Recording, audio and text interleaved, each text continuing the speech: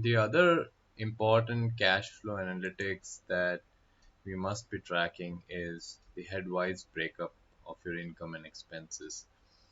This is very important because we need to know which are the major contributors, which heads are the major contributors for our income as well as for our expenses. So if you go into headwise breakup analytics, this is what we see for a typical user. Okay, what you see here on the left hand side is the income section, and this gives an income breakup of whatever income in that particular month.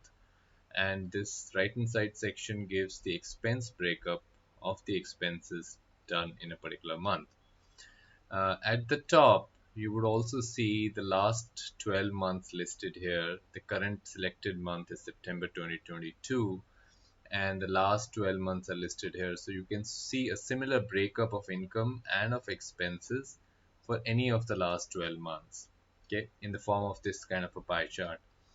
Now, the income breakup is pretty simple. You know that your major contributions are through salary, some retirement contributions, spouse's salary, and some variable pay. So that gives you a glimpse of your income breakup.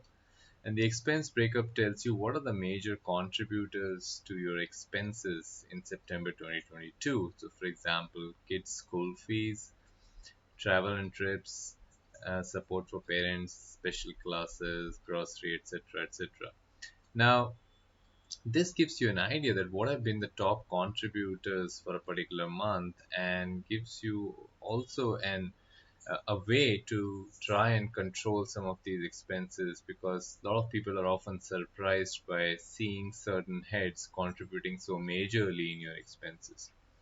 Uh, you can go to any previous month from here. For example, if you go to May 2022 and try and see the data, we see the travel and trips become a major contributor to your expenses, which was also a big, pretty decent contributor to the month of September 2022. So it's been, for example, in this case, it's been quite a contribution for travel and trips, and a lot of people are often not aware that it can go as high as, let's say, 29.4% or 30% of my total expenses. So this, basically this will give you an idea of what are the major contributing heads and what I can do, if I can do anything to try and control them.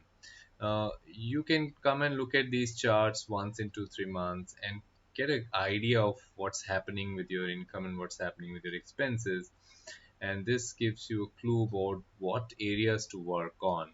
And this is very, very vital when trying to control expenses, and a very important part of your entire cash flow analytics. Thank you.